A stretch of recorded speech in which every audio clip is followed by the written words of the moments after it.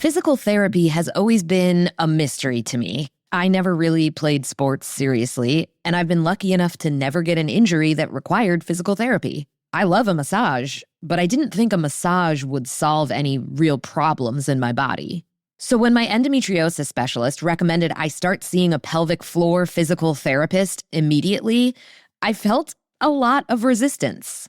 I now understand that resistance was my medical trauma. After decades of paying doctors to give me no relief or answers, my instinct was to refuse to participate in anything that was going to cost me money but not immediately solve my problem. Realistic? No. A stubborn and angry reaction to a shitty system that had abandoned me? Oh yeah. But I'm really glad that I ended up pushing through that resistance and going to pelvic floor physical therapy, because it turned out to be really helpful, both for pain relief and for learning how my body works. So what is pelvic floor physical therapy? Can it help period pain? And why hadn't I ever heard of it before? What's happening to your body, we don't know, because we've never really studied the female body.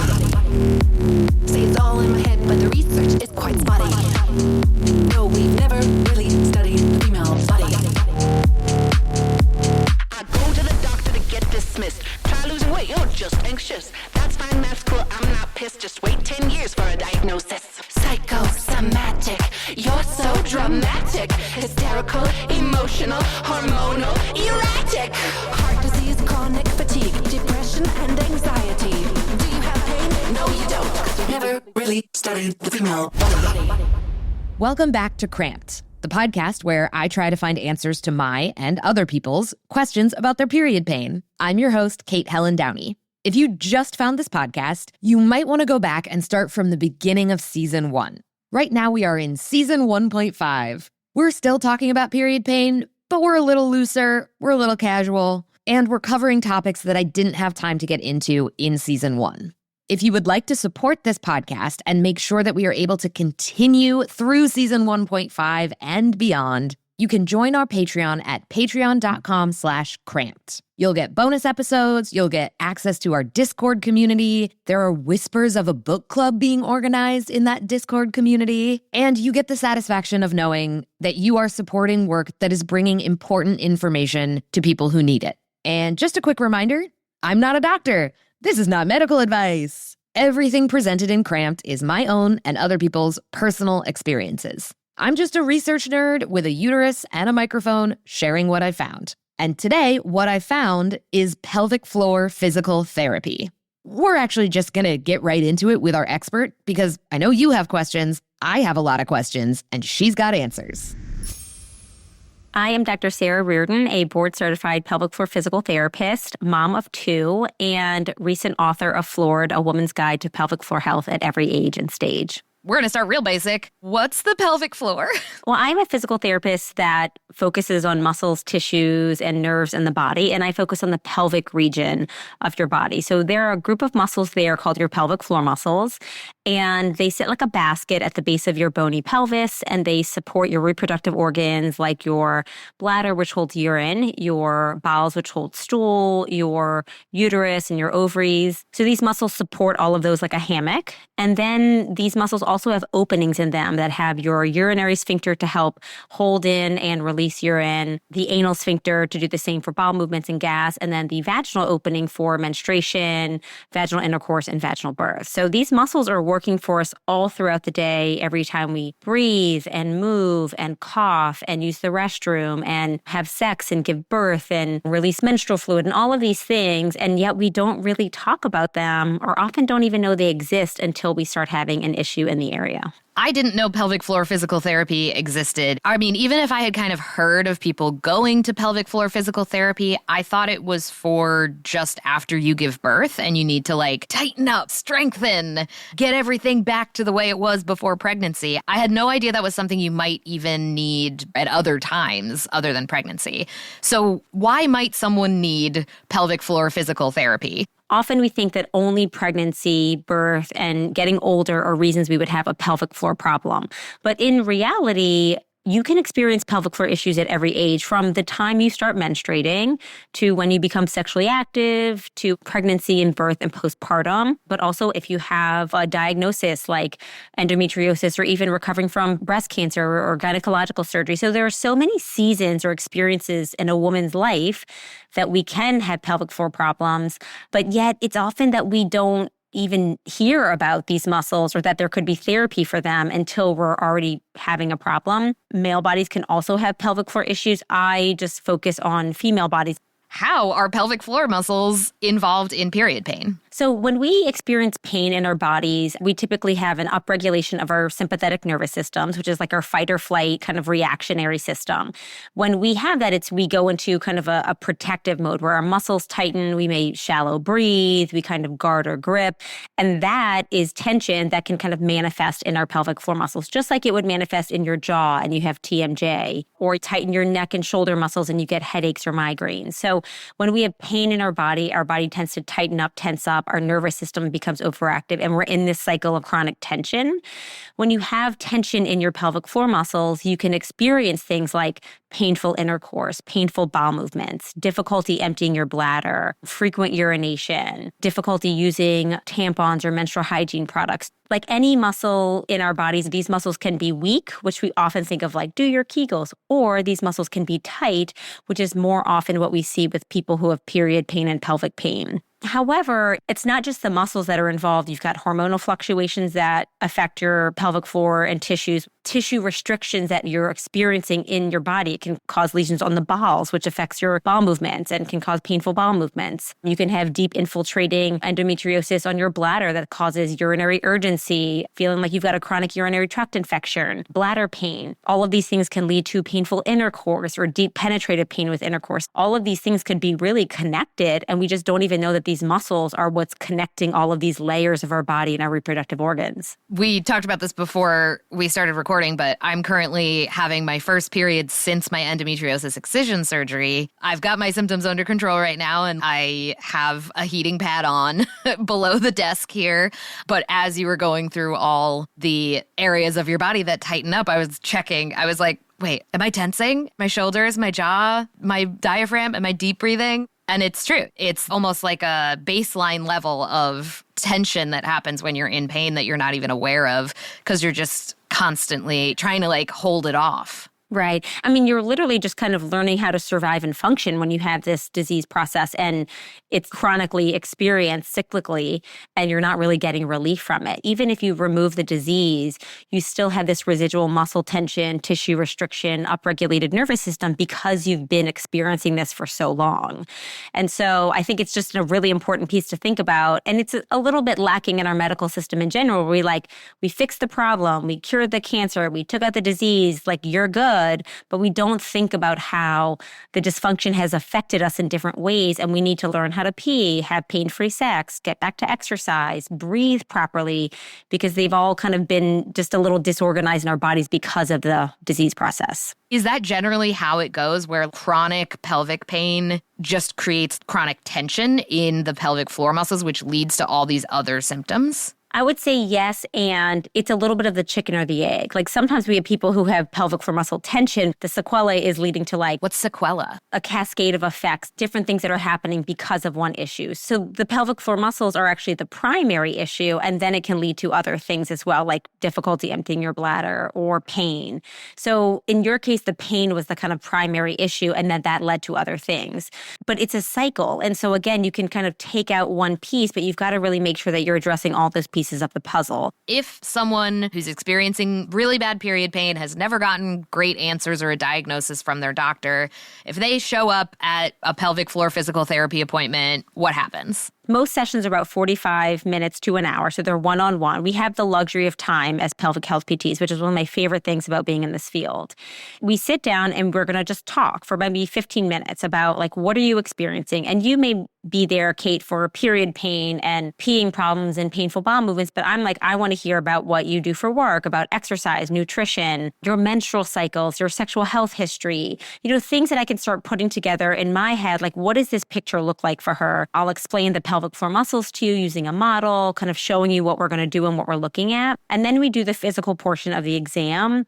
And that is not like going to the OBGYN. There's no stirrups, there's no speculum. We look externally first. So we look at your low back and your buttocks, your inner thighs and your abs. You can do all of that with your clothes on. And then for the internal pelvic floor muscle exam, you do get undressed from the waist down. So we step out of the room, you get changed, and then you lie down on a comfy mat with a sheet draped over your waist or a hospital gown on. And then we do the internal assessment. So what that means is looking externally at the vulva, I ask you to do a pelvic floor contraction and see if I can see your muscles contract and then see how they relax. I ask you to push or bear down like you're having a vaginal birth or pooping. And I'm just watching what your muscles are doing. Then I look at the tissues and see if there's any redness, irritation, scar tissue, anything like that. And then I press on the muscles externally, which are between the pubic bone and the perineum, which is the middle portion between the vagina and anus. So all of that's external. And then for the internal muscle exam, I insert a gloved, lubricated finger into the vagina, and that's how we access the pelvic floor muscles. So the side walls of the vagina are your pelvic floor muscles. So I insert my finger, and then I do the same thing. Can you contract? Can you relax? Can you push? And they press on the side walls of those muscles to see if there's tenderness or tension, coordination issues, things like that. All physical examinations are with consent. So nothing is done without the patient feeling very comfortable. They don't have to do an internal exam on the first visit. I've worked with people for months where I touch them externally over their clothes. I've had visits where we just talked for an hour. So it's education. It's all with consent for the physical portion. What I find in the physical exam, along with your symptoms, helps me get together like, what's our plan here? Do I refer them out? Do they need strengthening? Do they need relaxation work? Do I need to teach them how to pee and poop and all of these things? We typically see you once a week after that, get you set up with some things to work on at home, and then touch base as needed as you start to work towards your goals.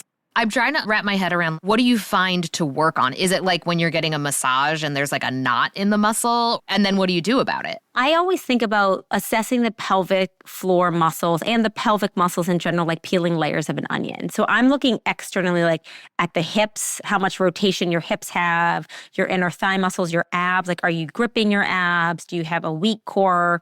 Are you have a lot of tension in your hips? Things like that.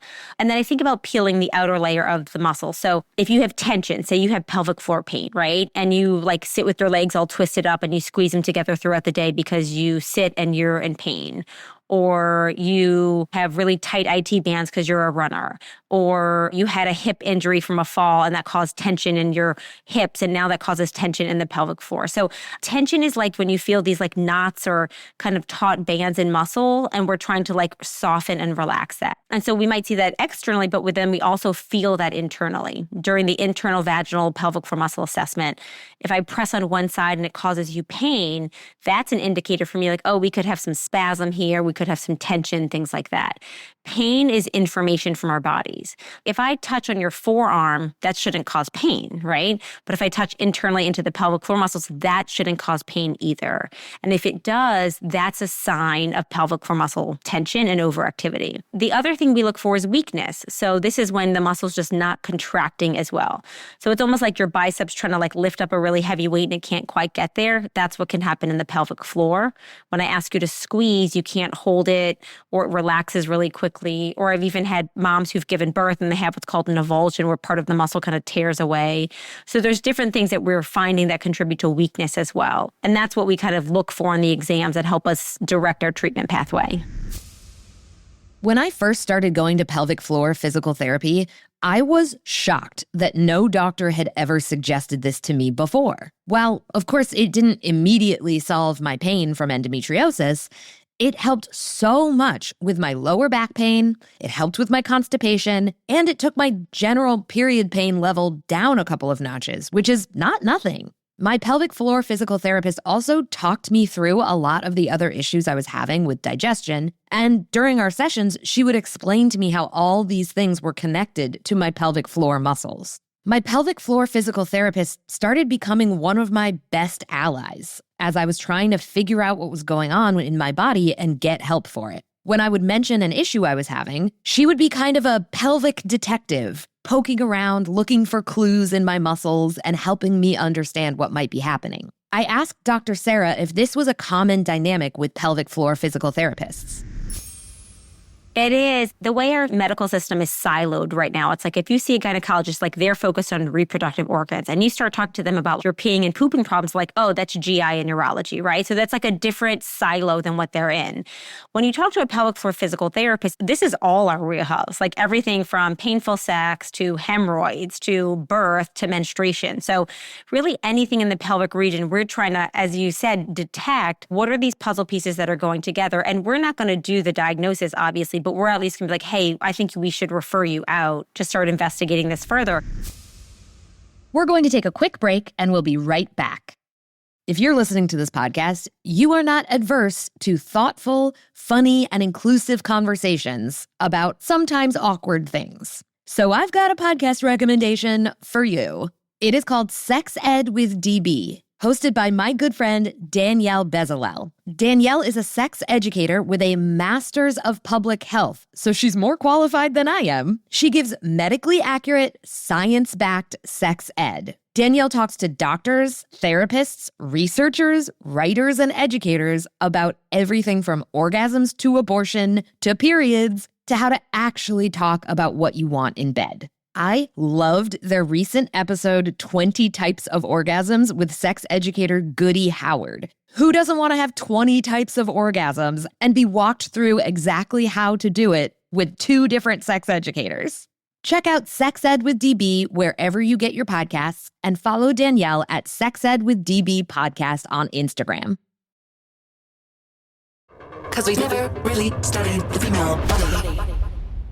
Before we get to the point of needing to go to pelvic floor physical therapy, what are ways that we can be taking better care of our pelvic floor muscles day to day? I think at every stage of life, we need something different. I think the first thing is we need to understand what it does, because I think that we get maybe a little bit of period education, rarely any sex ed, depending on where you live in the country and where you go to school, but like no pelvic health education. So simple things like, how do you pee properly? I talk about this a lot on my Instagram account, the Vagina Whisperer, because I'm like, nobody's ever taught us how to do that.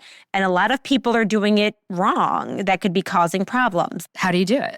What's the right way to do it? So the first thing is you need to sit down. So, hovering over the toilet should not be standard practice. It doesn't help your pelvic floor muscles relax to empty your bladder. So sit down, lean forward, and don't push. We have a lot of power peers out there that push their urine out as quickly as possible. And that can cause incomplete bladder emptying and also weaken your pelvic floor muscles over time. The other thing is don't go to the bathroom just in case. Every time you pass a bathroom, sometimes we are stopping it to go even if we don't have the urge. So it's really important to kind of wait for those bladder signals, which typically occur every 2 to 4 hours during the day to go pee, unless you're going to have pelvic floor therapy or you're going to exercise or things like that. But otherwise, going pee just in case isn't a great practice. And you also don't want to wait too long between bathroom breaks. If you're somebody who won't pee in public, or you're a teacher or a medical provider, and you're not taking a pee break, your bladder can get too big, it can get boggy, you don't empty well when you go. And so that's another thing of like, go when you have the urge to go, don't wait too long. So these are just some basic tips that I'm like, nobody teaches you. And if you're pushing every time you pee, that could weaken your pelvic floor muscles. This might have even been an Instagram you did. I just remember seeing it in an Instagram scrolling session. The idea of when you sit down to poop, you're not like pushing, you're breathing like you're blowing bubbles. Yeah. So for a bowel movement, that's another one. When you have a bowel movement, you sit down, you put your feet on a little stool or a squatty potty to get you into a squatting position. And then you exhale like you're blowing out candles, blowing bubbles. I keep a little straw, like a twisty, twirly straw for my kids in the bathroom. And you can blow through that to kind of help your pelvic floor muscles relax. Constipation is the #1 GI complaint in the United States. And so again, I think it's something like if we know better, we can even teach our kids in the next generation better. And then we start kind of addressing some of at least the mechanical issues of what could cause constipation. Yeah. When it comes to period pain, I think we're all looking for like the one thing that is going to solve it, that is going to fix it. In the last year, I have had to really examine that in myself and accept the fact that it isn't going to be one thing, that inflammation plays a role. Even after surgery, getting some of these core things fixed, it's not immediately fixed. It's not fixed forever. Inflammation, pelvic floor health, all this stuff all contributes to it. So while I know that better pelvic floor health is not going to be the one thing that fixes my period pain, I guess I'm curious how much improvement in period pain do you see after people get this pelvic floor dysfunction more on track? With somebody with endometriosis, 50%. I would say with somebody without endometriosis, 75%. Also, it's just understanding the role that your pelvic floor muscles play. There are things you can do to release tension and to poop better and to have more comfortable sex, and things that like you just have been dealing with for so long and you thought you were going to have to deal with forever, that there actually are some changes that can get made that can be helpful. I had been considering my period pain as a very isolated thing. It's not that big a deal. Once a month, I get horrific pain and I have to cancel everything and I throw up and sometimes I go to the emergency room, but that's its own thing.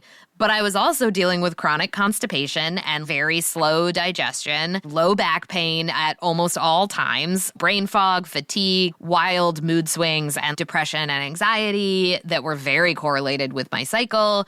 And I just thought these are each separate issues that have nothing to do with each other. My mind was blown learning how much constipation contributes to having excess estrogen in your system, which further exacerbates the endometriosis lesions, which leads to more constipation. And like just how that kind of cycle works, that leads to higher pain levels, which lead to higher nervous system activation. Learning the places you can break this cycle, it's not about finding the fix. It's about where can I interrupt this cycle and stop it from getting worse. You just need a place to start. Yeah, it's interesting because I'll have people come in, they're like, oh, I'm here for pain with sex. I'm like, well, let's talk about your pooping. And they're like, I'm not here for my pooping. But I'm like, if you have chronic constipation and your muscles are so tight and tense and you're not able to evacuate, and then you're having tension because you're holding on all this stool, that's a contributing factor to your tension and therefore your pain with sex. I also think that if you've been experiencing something for 3 years, 5 years, 10 years, 20 years,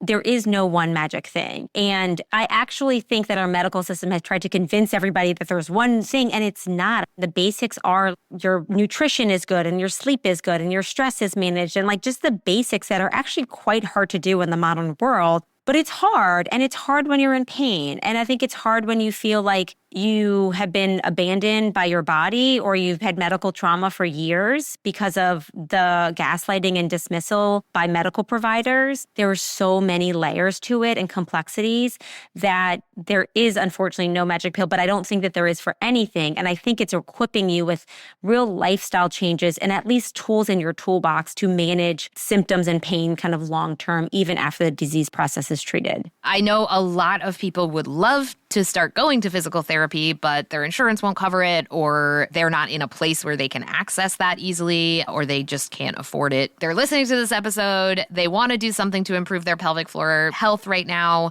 What's something they can do like on their own that doesn't cost them money? I would honestly say the majority of people are getting medical advice from TikTok and Instagram these days, so which is where I am. So I'm like, I get it. But it's because they're not getting it from their traditional medical pathways. If you're experiencing chronic pelvic pain, period pain, symptoms related to endometriosis or adenomyosis, I think the first thing is like you have to kind of come at this from a physical and a mental perspective. So from a physical perspective, like movement is key, motion is lotion. Like that is our mantra in physical therapy. When you're in pain, you don't feel like moving, but movement is actually what can help quiet your sympathetic nervous system, bring muscles and tissues blood flow. It helps them relax. It also improves digestion. It's going to help you sleep better. Exercise is key. And I don't care if it's a walk, if it's yoga. I mean, I cut the grass on the weekends. Like that's my exercise. Something to get your body moving. When you have tension in your muscles, you don't want to kegel and tighten. You want to soften and relax. And so just doing some gentle stretching, even the working on your breathing. We tend to have really tight diaphragms and take shallow breaths. So placing your hands on your ribs and just doing some big, deep rib opening breaths throughout the day. And then do what I call butt checks, where you're like, okay, am I tensing my butt while I'm talking on this podcast, while I'm at the red light, while I'm rushing in traffic? Taking those little breaks throughout the day to just like, am I holding tension in my body? Can I breathe to soften? Can I work in some movement activity? Can I have kind of low inflammatory foods that I'm putting in throughout the day? Making sure I'm staying hydrated, work on my sleep hygiene, like the basics of, I think, health. Are there any widespread misconceptions about the pelvic floor or about pelvic floor therapy that you just want everybody to walk away having the correct information about right now? Pelvic floor therapy is not just Kegels. Many people do not need to be doing strengthening. They actually need relaxation. And that pelvic floor issues don't just happen as a result of pregnancy or birth or menopause, that you can experience these things at any age. And when you are a young teenager and you are menstruating, like having period pain that is so severe that you're missing school or social activities is actually a red flag, a risk factor that you may have endometriosis. So like being on the lookout for yourself, for your family members, everything that we do from birth to perimenopause, menstruation to sex, this part of our body is involved, but we're never taught about it. And I think that we've often not had these conversations. We're felt ashamed and embarrassed. And I just want us to understand our bodies, to advocate for our care, to have a language to talk to medical providers, and to know that you're not alone. I think so many women suffer very silently and in a very lonely place, thinking they're the only ones, when in 18 years, I've seen thousands of women. I wrote a whole book about the pelvic floor because so many people need and deserve this care. Yeah. In all of the research I've done into the history of women's healthcare, the refrain of all of it is that the more access to information, accurate information that we have about our own bodies, the better healthcare we can get. Even if we have to fight and fight and fight to get that healthcare, we need the information first. Because if we don't have that information, we're kind of just locked in a room by ourselves going, what's wrong with me? Like, oh, why aren't I normal? Right. So where can people find you to get some of this information? I'm on Instagram. My handle is the Vagina Whisperer. So it's the.vagina.whisperer. I'm on TikTok at the Vag Whisperer because TikTok doesn't like the word vagina. Shocking. I know.